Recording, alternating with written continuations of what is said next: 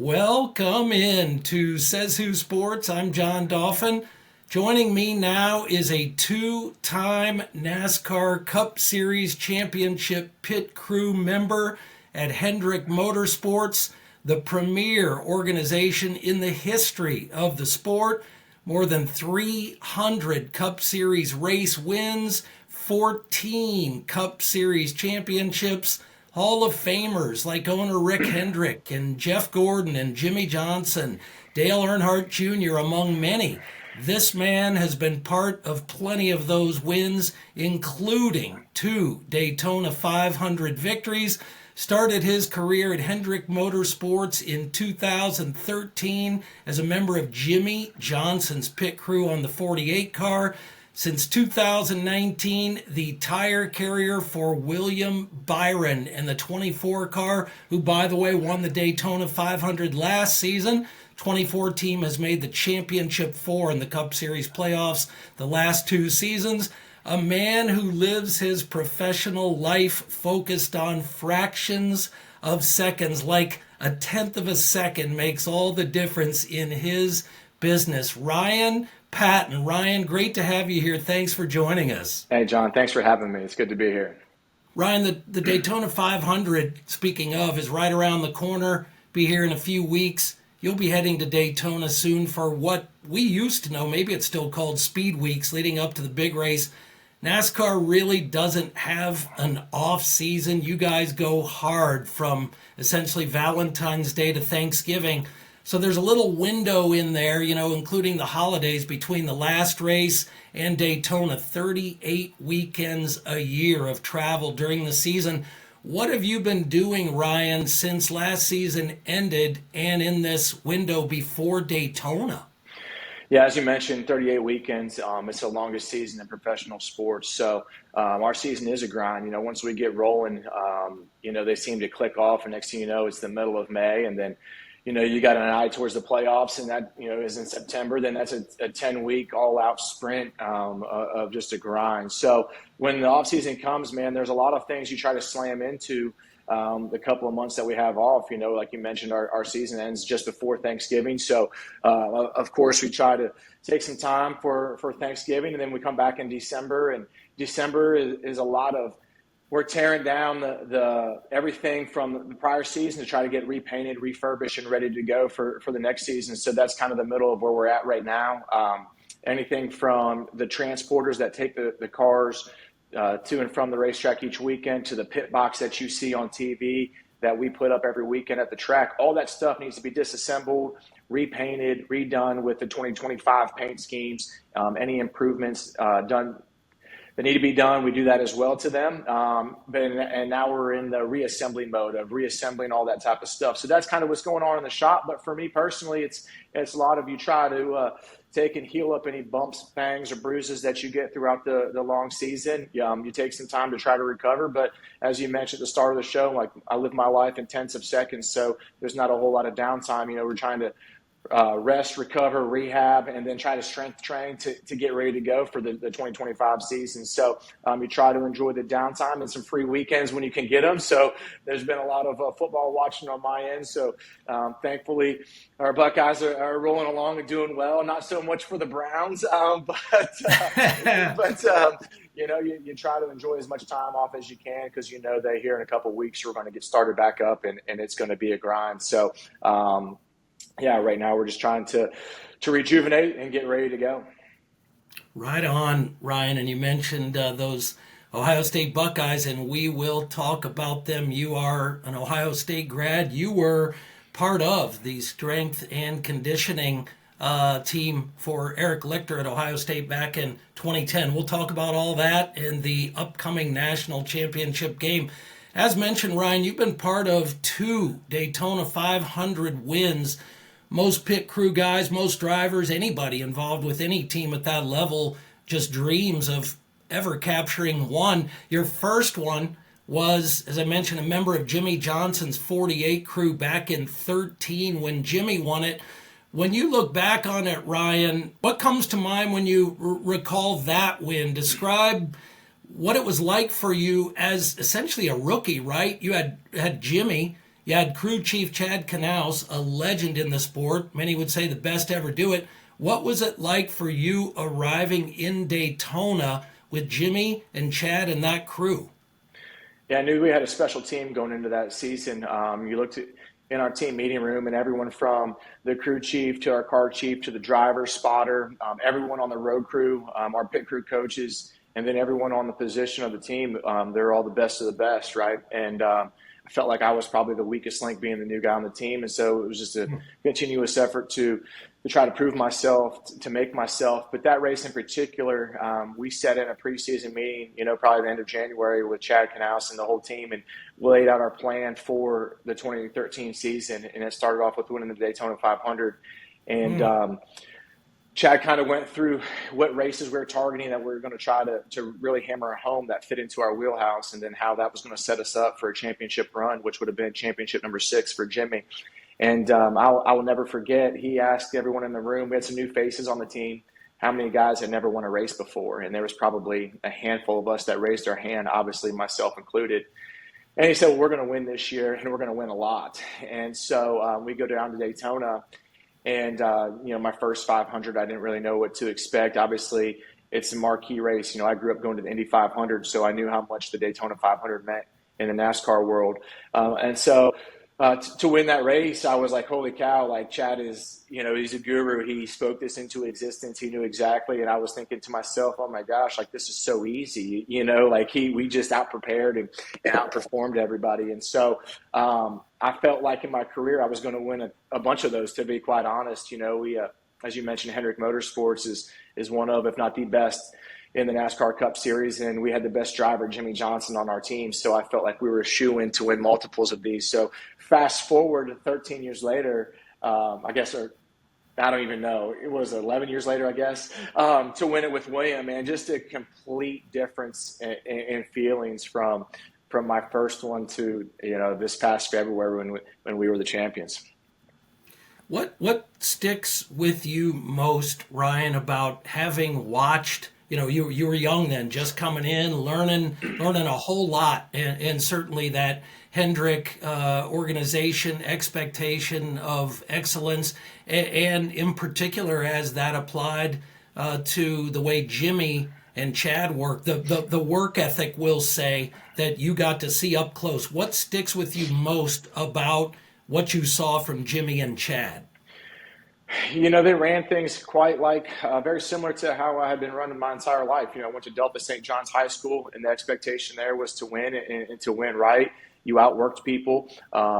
Fortunately for me in my career at St. John's, I was part of the 2002 state basketball championship team, and Brett Norris was our coach. He did a really good job of preparing us for that. And then obviously Todd Schulte was my football coach at St. John's, and the sign above the weight room when you walked in said, you get as your work deserves. And so that was instilled in me, and even further back, I was a ball boy for the state championship teams in 97, 98. So I saw firsthand the work ethic that those guys put in, what it took to win, what it took to be a champion. And so I kind of carried that through my high school career, and obviously into what Coach Tressel preached at Ohio State and the level of expectation there. So when I got onto the 48 team, Chad and Jimmie ran everything kind of the same way, which was ingrained with me, which is why I feel like we had such a seamless transition from me being the new guy on the team to being an impact player, is because everything was the same that I've known my entire life. Is, you show up on time, and you show up with your game face on, right? And you work your tail off Monday through Friday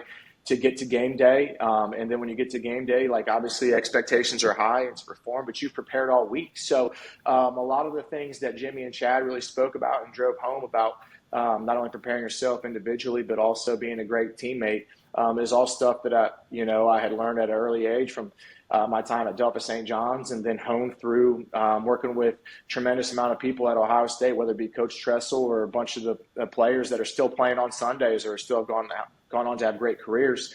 To me, I was just an extension of that, and I was trying to figure out a way to bring all of that experience that I had to the 48 team. And, I think everything just kind of fell in line there, and I was able to have a great career with Chad and with that 48 team. And you mentioned Delphos, Northwest Ohio, small town, the Blue Jays, Delphos St. John's High School, part of an area that is intense competition in numerous sports, and you were part of that success, as you mentioned. Ball boy, I think what was it, 57 in a row, back to back to back state champs football. You mentioned the hoops championship. Yeah, strong excellence sports there. So certainly can as you mentioned, see how that prepared you for Ohio State and then Hendrick. Ryan, talk about that no excuses approach. I mean, at Hendrick and in each of those situations, like you say, the expectation is win every game, win the championship, and that's certainly the case at Hendrick. How does that make you better individually? Those expectations. Yeah, I think the biggest thing between racing and stick and ball sports is, we won 3 races last year, and 3 races across 38 doesn't sound like a lot, but that's a great year. That's a really strong year. We're in the championship race at the end of the season. But if you win 3 games on the gridiron or in a basketball season, that's obviously you're getting fired, you're getting replaced, So it's taken me quite a bit to understand that, hey, like finishing 5th isn't necessarily a bad thing. It definitely doesn't make me happy, but you have to adjust expectations from that standpoint. And then obviously to win championships, Hendrick Motorsports, we got 14 Cup championships. And so we're looking for the next one. And, we've been in the championship race with, one of the final 4 drivers that are eligible to win it the last 2 years and haven't been able to get it done. So that's definitely a bad taste in our mouth, individually and collectively as our team. The guys we have this year on our 2014 going into 2025 is the same guys we had in 2024 and in 2023. So we've all kind of taken it on the chin the last 2 years, and I feel like that adds motivation. But to answer your question, with the expectations being so high, things just don't happen by chance. You got to put the work in Monday through Friday. You got to prepare yourself. Not only do everything right here while you're on campus, but do everything right when you're away from the racetrack. A lot of us here at Hendrick Motorsports just kind of have this thought of like, what would Mr. Hendrick do? And it's the same type of philosophy as like, what would Coach Trussell do? And there's a pursuit for excellence. There's a way you conduct yourself. There's a way you treat people, a way you treat your teammates and interact. And so I think that, because expectations are so high is why we've been so successful. There really is no, you can't take no as an answer. We got to find a way to go faster on track, whether that's from the car standpoint or whether that's from a pit crew standpoint. And then you got to perform, and that's why I've been fortunate to be in the position that I'm in. And, hopefully we can learn from our last 2 years of performance, both, in the Final Four, what it's going to take to win the championship in 2025. And we can apply that to our team, both from a race car standpoint, from a pit crew standpoint. And then in November, we'll be really tough to beat come that championship race in Phoenix. And you mentioned, Ryan, 3 races last year, including that Daytona 500.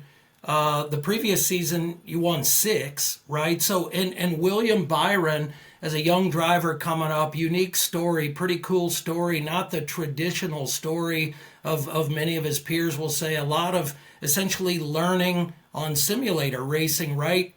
So you've been with William through this growth period. How have you seen him get better as a driver and competitor? Better and smarter, we'll say. Yeah, I think my first year with him, he's obviously a really young kid, and so he's just kind of maybe overwhelmed and just trying to swim in being a driver at Hendrick Motorsports. But not only that, but he's driving the 24 car driven by NASCAR Hall of Famer, 4-time champion, legendary driver Jeff Gordon, right? So there's a lot of expectation, not only when you drive one of our 4 cars, but in particular the 24 car. And so I think, him trying to get his feet underneath him and then the pairing with Rudy Fugel as our crew chief. The crew chief in our world is kind of like the head coach. And so you got a great head coach who's worked with William, that he knows what makes him tick. He knows what makes him angry. He knows what motivates him. And so to really see those two gel over the past few years has been something awesome to see. And also William himself, performance and race wins build confidence. And as you mentioned, the season before having 6 wins, I think now it went from, hey, do I really belong being in here, to like, hey, we do belong and we're one of the teams to beat. And so it's been cool to kind of see that transition from him, because on the 48 with Jimmie was an older guy, a seasoned veteran. He had been through a run of 5 straight Cup championships. And so when I got on the team in 2013, like, we knew what it took to win and to chase wins and to chase a championship.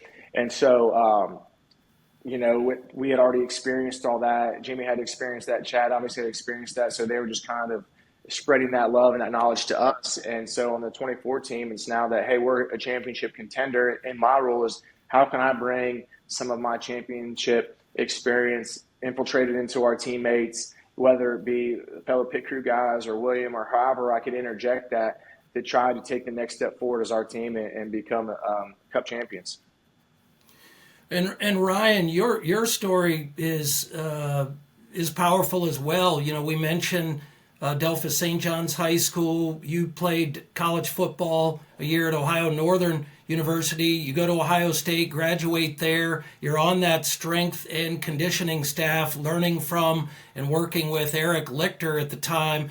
You go down to Charlotte to meet with Hendrick. Was it the pit crew coach back in 2010 to kind of learn some things to apply to what you guys were doing at Ohio State? Describe how that journey got started for you.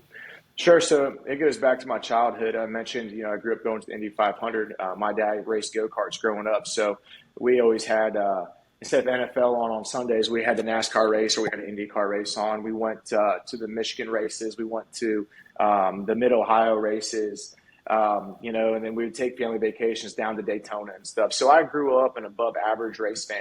And with my time at Ohio State, at that point in time, NASCAR teams were looking at transitioning into their pit crews. How do we make them better, right? At that time, it was mostly mechanics that worked on the race cars Monday through Friday. They can make a little extra money and have a little extra fun on the weekends by pitting the race car and changing the tires. But Hendrick Motorsports was really the first team to try to revolutionize that. Hey, we can get these athletes, or these former athletes, to come out, and we can take them through the processes that they're already accustomed to: workouts, pit practice, film review, and we can make them specialists in changing tires. And we don't have to take time away from the mechanics day building the race car to go to pit practice. And so Coach Lichter knew the pit crew coach. His name is Mark Malden.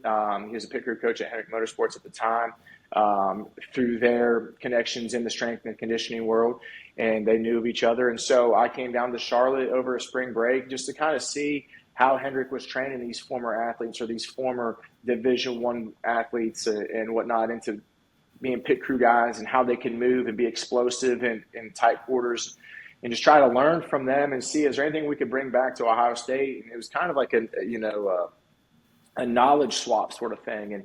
And Hendrick really wanted me to come down and be be a strength coach down here.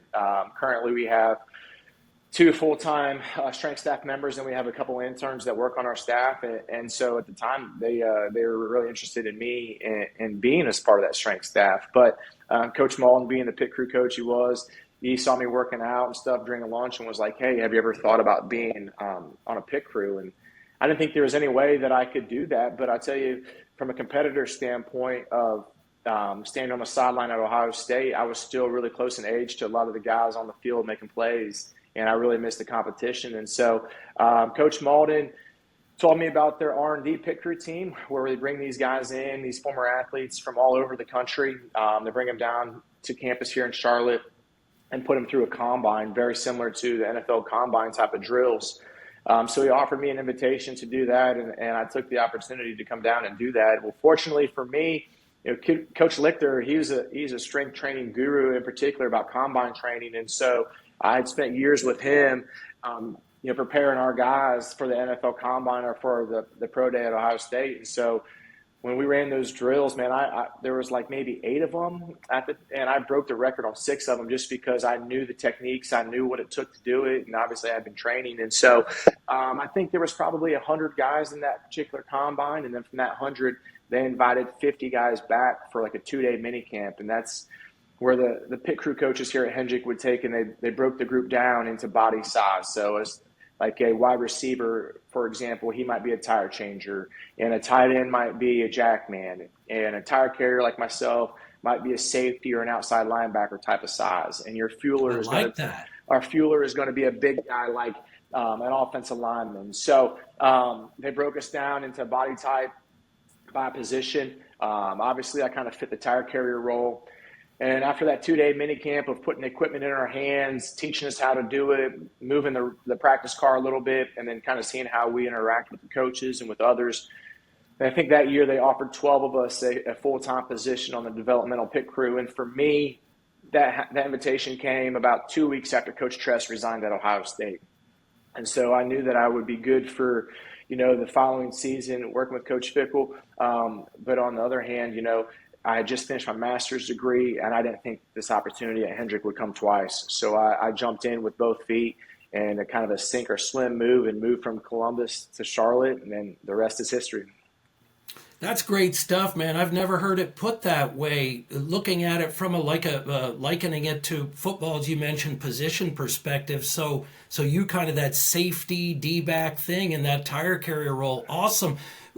Ryan, for those that are unfamiliar, will you describe your role as the tire carrier on the 24-car pit crew in terms of what you're doing and how it works when you guys are in motion? I mean, it's crazy energy, intensity in the pits. And again, fractions of seconds make all the difference. No margin for error. Describe kind of what you're doing and how you're doing it. Sure. So on our 24 team, we've got approximately 24 individuals. And that's from the spotter that's on top of the roof, talking to the driver that you hear on the radio, to the driver, the crew chief.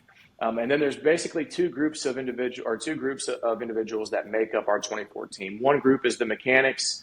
We call them the road crew, so it's mechanics, engineers, and then the other group is the pit crew. And so when you watch a race, there's 5 guys that go over the wall to change tires on the race car. So there's a front tire changer, there's a rear tire changer, there's a jack man, 1 tire carrier, and 1 fueler. The 5 of us are trying to change tires, make any adjustment to the race car to make it drive better and essentially go faster, and to fuel it up with gas in 9 seconds or less. And so the road crew guys that I mentioned, those guys do not go over what we call the hot side of the wall. They stay behind the wall, but they're very important to the pit stop. So those guys are throwing the air hoses to make sure that they stay out from underneath our feet while we're changing the tires. They're catching the used tires that we take off the race car. They're helping give us the new tires to put on the race car.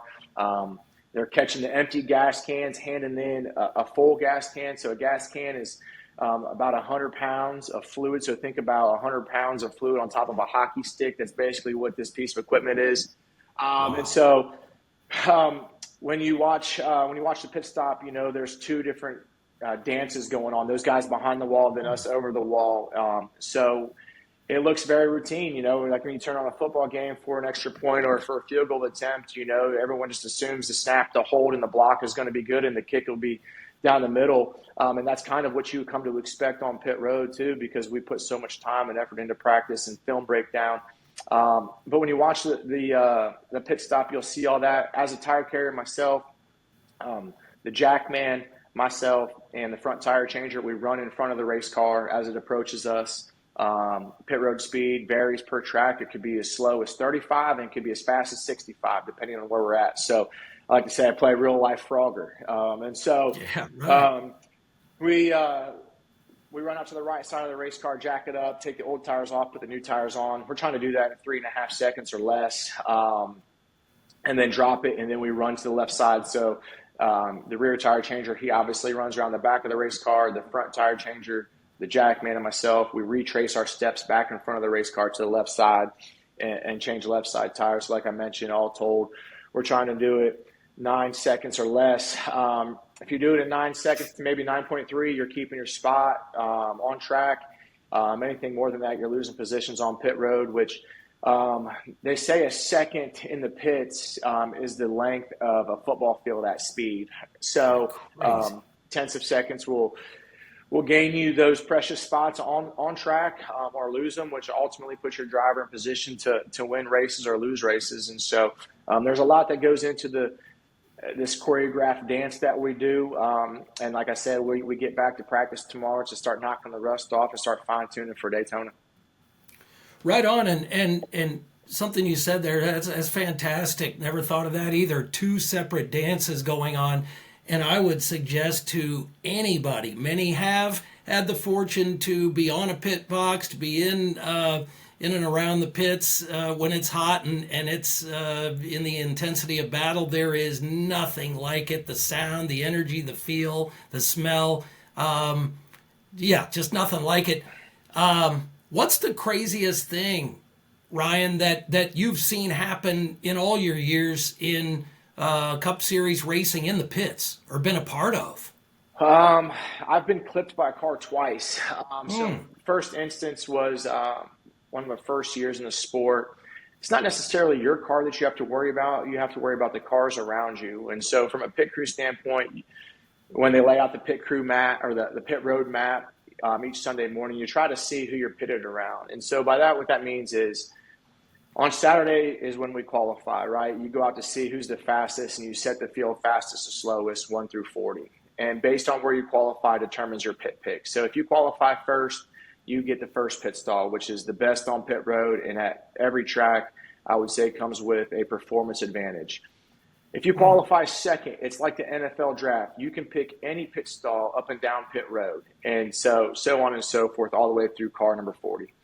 So what you're trying to do is there is a strategy involved in pit box placement, pit stall placement. So what you're trying to do is you're looking for openings so you don't have to worry about other cars maybe blocking you in or interfering in your stall, or a timing line, which that means is like there's lines, physical lines up and down pit road to make sure that the cars are going at speed to keep guys from, speeding down pit road.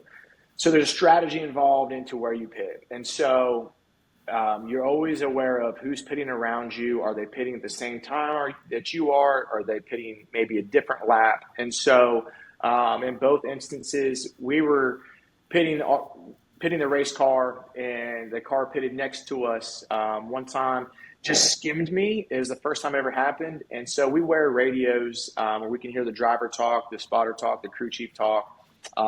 So we know what's going on. And each pit stop has a certain play based on certain strategy and what we're trying to do for the next run of the race. And so we all wear our radios like on our back, on the small of our back, and they clip to our belt. And so in my first instance, the car just grazed me enough to knock the radio off my belt, and it took it down pit road. So I finished the rest of the pit stop without any any sort of communication. And that was, when that happens, you're not really seeing that guy. You may be aware of it, but if you take and pay too much attention to the other cars, man, like you're slowing yourself down. And so you got to go. And then the second one was, it's probably about 5 years ago. We were racing at New Hampshire, and it was a rough day for the 24.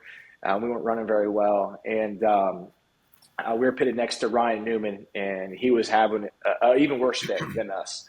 And the pit stalls at New Hampshire, they're not very big, and pit stalls vary by track. So it's not a standardized measurement each week. Like Daytona is bigger than Martinsville. Daytona's 2.5 mile track. Martinsville is a half mile. So that whole picking pits is important, especially at racetracks that have tight pit stalls. And so there's rules that drivers can't cut through pit boxes and pit stalls to interfere with opposing teams' pit crews. But Ryan Newman was having a tough day. We were having a tough day. And as I ran out to the right side, he hit the tire in one of my hands. So when I run in front of the car, I carry two tires. I carry the right rear and the right front, so I have one in each hand. They're about 70 pounds each. And when he hit me, I just held on for dear life. He actually knocked it out of my hands, but he also clipped me as well. And I flipped up, and I looked like a turtle laying on its shell. I was my feet and my hands, I was facing the sky. I was laying on top of our front tire changer. I had no idea where the tires went. I had a split second to think what happened, and then it knocked the wind out of me instantly.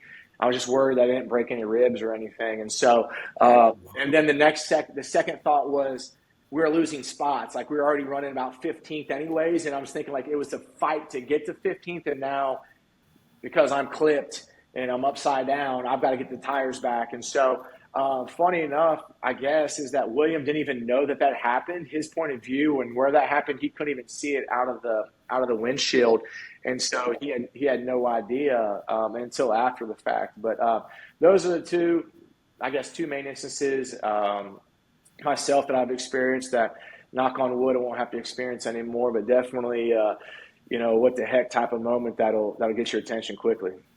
Right on. Yeah, pit road is no place for the timid. Certainly not at that level. And you've been doing this many years, as we've discussed. You've seen a lot. You've grown in a lot of ways. How have you made adjustments, Ryan? You're not the young guy anymore. Not in that regard. From a physical perspective, how have you adjusted your workout approach, or have you, over the seasons, and kind of where is it now? Like, what are you doing on a daily basis individually? Yeah, so the sport has changed completely, and pit stops have changed completely from my first year in the sport. So now, for example, when I started on pit road in 2013, there were 6 pit crew guys that went over the wall, and we were changing a wheel that had 5 lug nuts on it, much like your standard everyday street car. And then in 2018, I believe, NASCAR took a pit crew guy away, and in particular, a tire carrier position on each team. And so the pit stop choreography evolved from 6 guys to 5 guys. And then a few years ago, we changed to the race car that we have now. And the race car we have now has a single lug nut on it, just like the Indy cars run or the F1 guys run. And so the wheels and everything are way different. So the sport has changed tremendously, not only from a car standpoint, but from a pit crew standpoint as well. So for me, adaptation has been a big thing. The only constant is change, right? And so, and you mentioned, I've been doing this a long time, and how has training changed? I'm not really trying to put, record-setting numbers up on a back squat or on a bench press. Now with pit road and with pit stop times being as fast as they are, you have to be a hybrid athlete. You have to be strong, explosive, and able to move. And so my training kind of follows that. We've got a great strength conditioning staff here at Hendrick Motorsports that stays ahead of the curve in terms of not only strength but mobility, longevity. We have every tool that we need for rehab and prehab. We have a full-time athletic training staff. So like we mentioned, the season being so long, it's not just about brute strength and whatnot. There's a lot of the little muscles that you need to train, and there's things you have to train and to do to stay healthy. In addition to, like we talk about the whole nutrition and hydration thing, right? Like that's key for everyday health.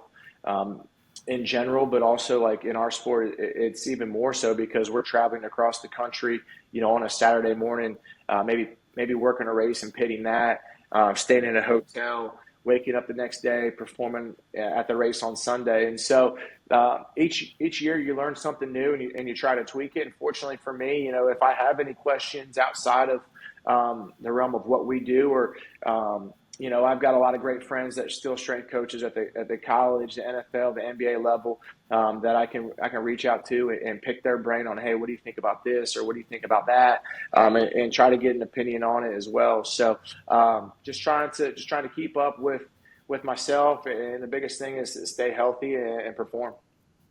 What do you say to the young guys? You're I would say, if not officially, certainly a leader, a captain of sorts on that crew. What do you say to the young guys? Maybe not just on your crew, the younger guys, but younger guys coming up in the funnel of the Hendrick pit crew development process. Yeah, that's a great question. Every year Hendrick Motorsports goes out and they're still recruiting guys. So for every year that I've been here, they've had a recruiting class come in after me, and there's young, hungry, strong guys that are just like I was years ago, that are trying to move their way up through the ranks. And, I've always been an open book, and I tell the guys, listen, I don't know everything, but I'm willing to help. All you have to do is ask, and that's how the guys kind of took me in. And when I was a young guy, in my particular situation, the guy whose job I ended up taking was a guy who was a great friend of mine, and who taught me how to hang tires, and he taught me how to do all the little things. And he ended up being my biggest cheerleader. And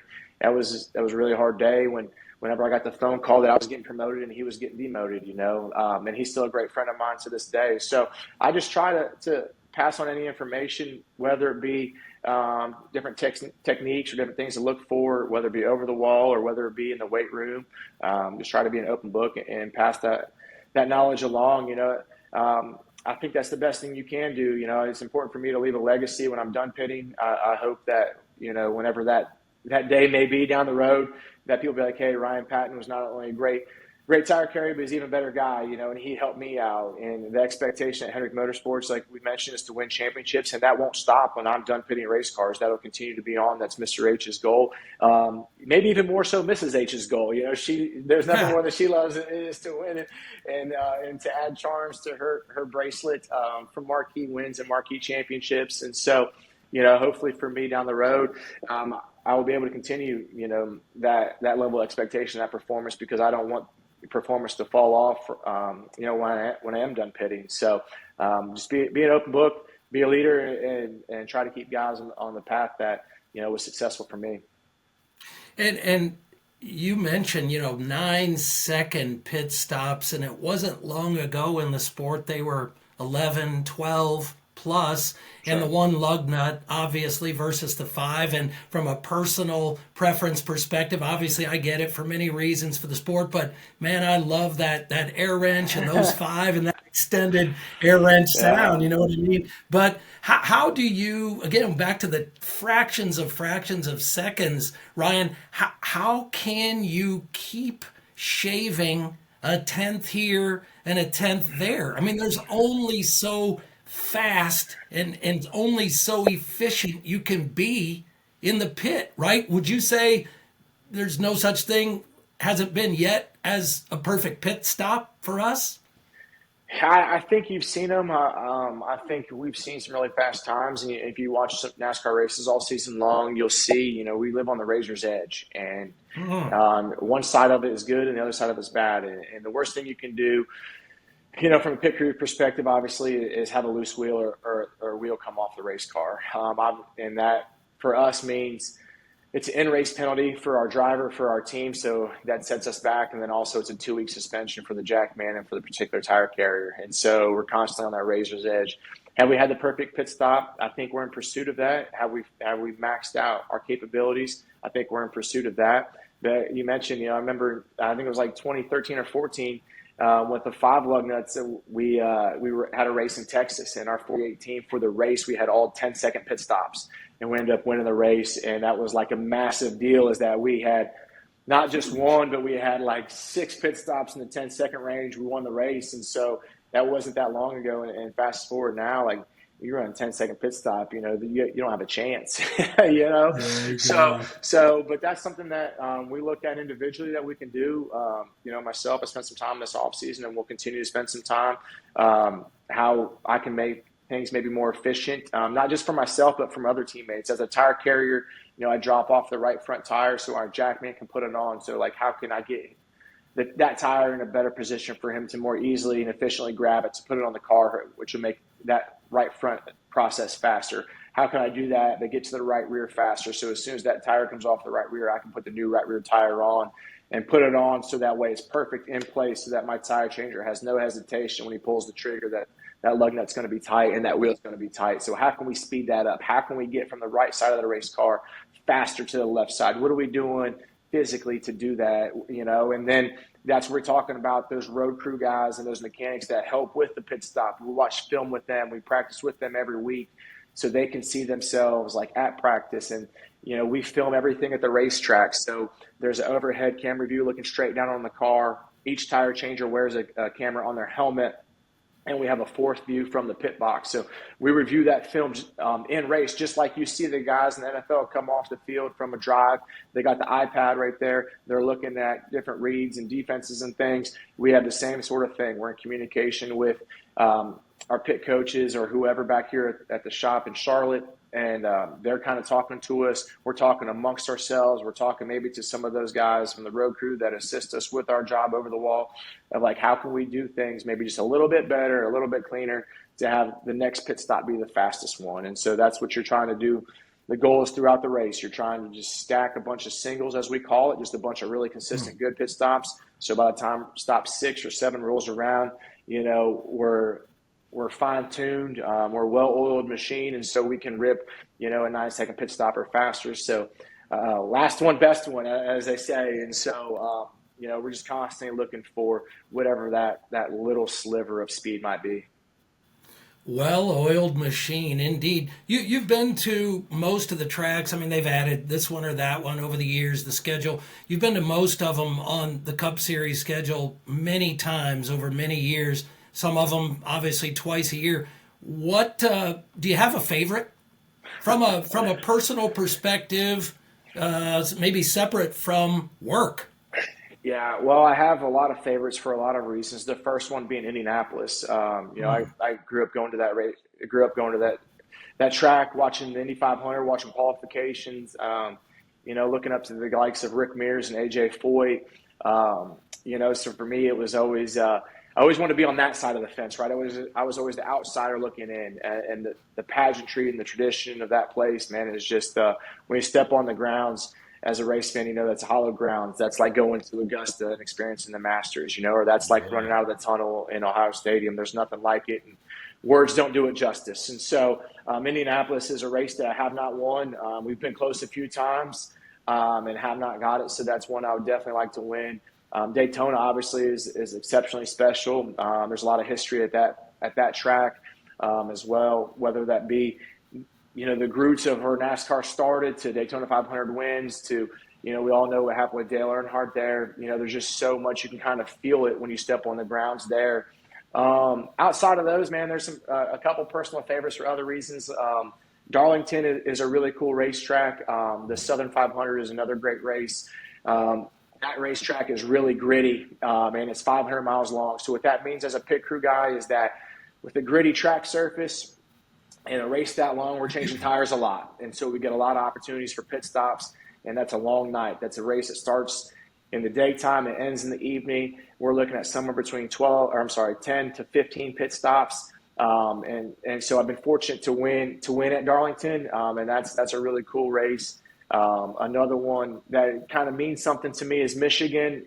My first ever NASCAR race I went to was to Michigan with my dad and with my grandpa. Dale Earnhardt won. I was a big Dale Earnhardt senior fan. I was just going to ask you. So Dale won. Dale won. I think from that race, I saw the green flag, took a nap, and woke up and saw that he had won, or they told me he had won. But I came home with a T-shirt, so I was happy. So, nice. So Michigan's always one that means something to me. And then lastly, Vegas. Like I love flying to Las Vegas. And for the first time I went there to see the Strip, and I had never been. I was like, oh my gosh, this is crazy, to see all the lights and stuff. But we don't get too much downtime when we go out there to enjoy Las Vegas. But that's a really cool place, and that's another place where pit stops matter. And that's a race we go to that's early in the year. It's a fast racetrack. Being on Jimmie Johnson's team and Williams' team, our cars have always run really well there. And so I've always had an opportunity to win that race, and that's really cool. And that's another track where pit stops are important. We pit probably 7 or 8 times throughout the night there. And so if you win that race, you got a long flight back across the country, man. It makes it pretty sweet. Nice. Let's before you go, let's talk about your Ohio State Buckeyes. In a matter of a handful of days, playing for all of it. It's been a heck of a playoff run. The Michigan debacle, they regroup and come. They're on a mission. They take out Tennessee, take out Oregon, smash them, and each, and then Texas in a thriller this weekend. So they have Notre Dame. And led by Marcus Freeman. You were you not, Ryan? You were at Ohio State, or at least some overlap when Marcus was playing linebacker there, correct? Yeah, so Marcus was a guy I trained and helped train. And so I know Marcus as a leader on the field. I know him as a player. I know his work ethic in the weight room. I can still remember him hand cleaning. I don't remember the exact weight, but I know it was the most. And wow. He was a remarkable athlete, great guy. I've got my master's in sports and business administration from Ohio State, and so a lot of my undergrad sport management classes Marcus was in. And so I've seen Marcus in a lot of different realms, a guy that I keep in touch with, a great dude. So I'm not surprised by the success that he's had. I love to see it. And, the leader that he is, it's not surprising at all. And it's pretty remarkable to see the comparisons of his team this season as very comparable to the teams that Coach Tressel had that he was a part of, right? They play hard-nosed, they play together, they play for each other, they rely on their defense, they're good in the special teams game, they don't make mistakes, and they have an offense that'll hit you in the mouth and just kind of grind it out. And so there's a lot of similarities between the teams that Marcus was on under Coach Tress to his team. And so I'm excited about seeing Ohio State match up to him. We got as you mentioned, the tear that our team has been on, I think that's the team that everyone from a fan standpoint has been waiting to see all year, right? And I think it's really cool that the guys came together, the coaching staff has come together to put the product on the field that they have. And then the game the other night was just phenomenal. So hopefully they've got one more in them. I don't doubt them for 1 second. I think that they can go get the job done. And, hopefully Marcus will have to wait another day to win a national championship. Yeah, right. I hear you. And you mentioned Marcus and the similarities of that Irish team to those Tressel teams. And I would say, Ryan, more and more as you hear him speak and become even more of a leader, Marcus reflects so much of Jim Tressel, and oftentimes he sounds like him. It's kind of scary sometimes in a cool way. You, with your season and the grind of your season and the travel during the fall, most weekends, if not all, you're at a track while the Buckeyes are playing, certainly through the early season. Have you had an opportunity to get to a playoff game, or will you be at the national championship game? Oh, man. Are you considering? You're considering. Well, Atlanta's 4 hours from us, but the thing is that I have pit practice Tuesday morning at 8 a.m. And so it's up in the air whether or not that I'll be able to get down there. Sometimes it's better to watch from the comfort of my own home. I've been a few national championship games before, and the Florida one in particular and the LSU one when I was a young intern. So my track record for national championship games aren't very good. I'm superstitious to a degree as well. But also, what's that mean, Ryan? Sorry, what's that mean when you say you're superstitious? Give me an idea as it applies to the Buckeyes. Listen, I have the same sweatshirt that I've worn all throughout the playoffs. It's nice. Different. It's different than the one I wore for the Michigan game. I do have. I found during the Tennessee game, I was getting pretty amped up about that, and I had a couple Mick Ultras. I had 3 throughout the game, so I found out that I had 3 Mick Ultras during the Oregon game. I had 3 Mick Ultras in the Texas game. So I mean, a little bit of all things here, right? Maybe that kind of keeps my blood pressure under control, so I'm considering the national championship game. We'll just see how it works out with the race schedule and with pit practice and stuff, and then obviously.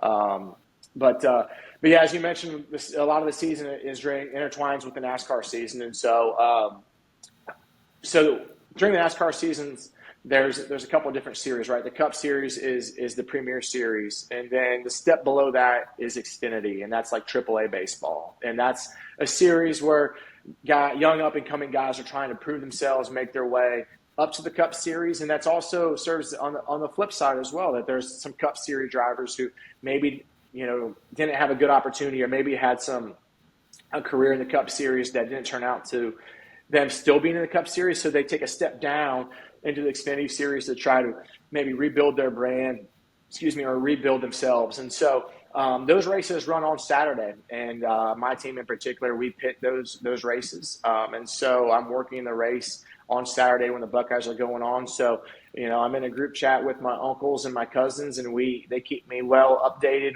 through text messages, what's going on, good, bad, scoring plays and things of that nature.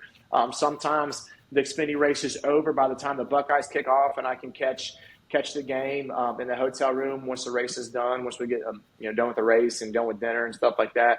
But then I'm tuned in every Saturday once our season is over to see. So I was fortunate enough to go up to the Indiana game and watched that one in person, and it was the first time I've been in the shoe in probably 10 years. And so Wow, you got to see a good one. Yeah, it was awesome, right? It was a great experience. You know, there's nothing like being in the shoe on a Saturday, and that day in particular was cold, and we had cold weather, we had some wind, we had some rain, and a little bit of snow all throughout that. So I got to experience the whole trifecta of everything going on there, the full Buckeye experience.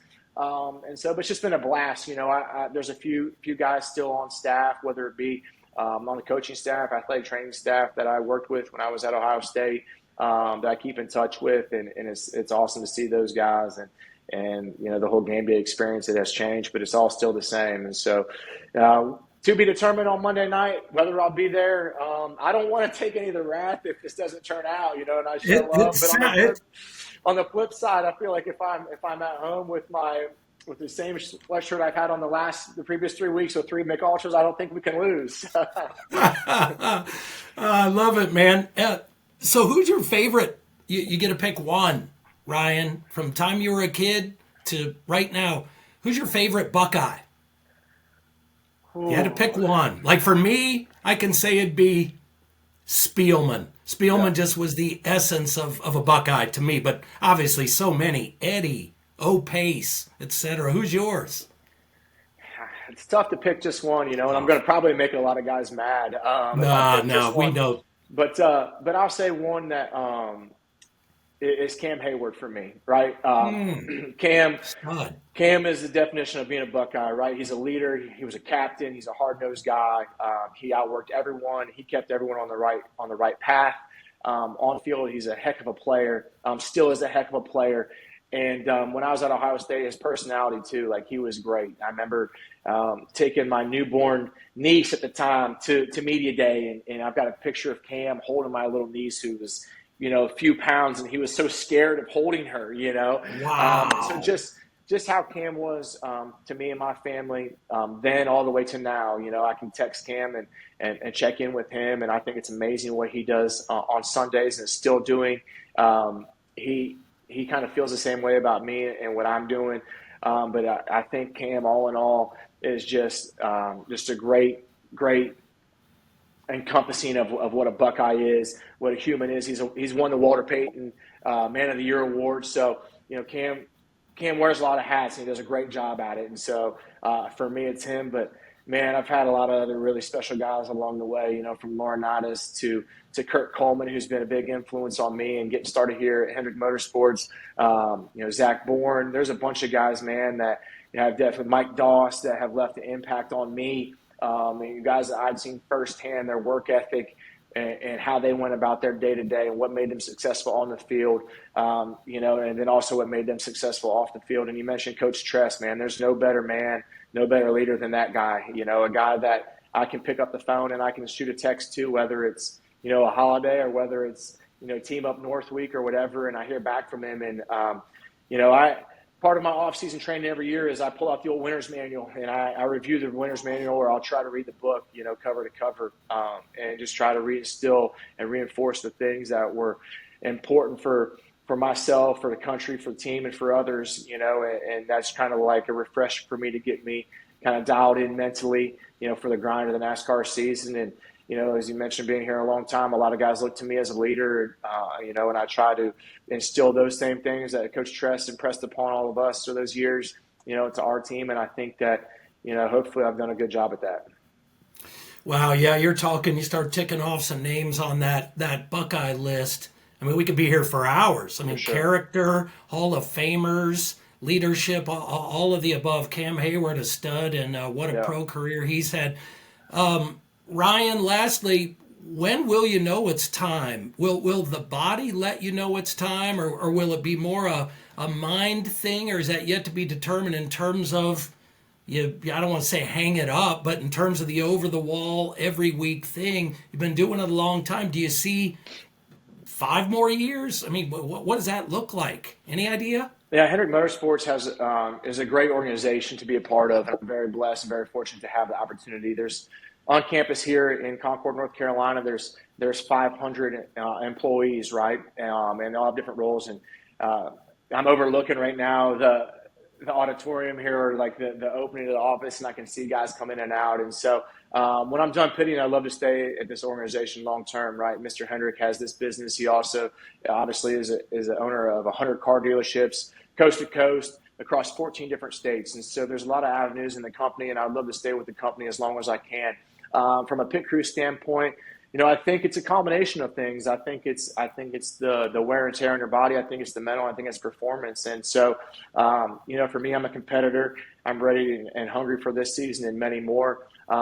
So I guess best case scenario would be if Mr. Hendrick or Jeff Gordon or Jeff Andrews came to me and was like, "Hey, Ryan, we think you'd be more of an asset in this role over here versus carrying tires on Sunday." And I would definitely follow their directive and kind of see. But I don't really think too much about that because I'm too focused on getting my body right and getting ready to go. Practice starting tomorrow and getting ready for the 2025 season. I don't look too far down the road at that.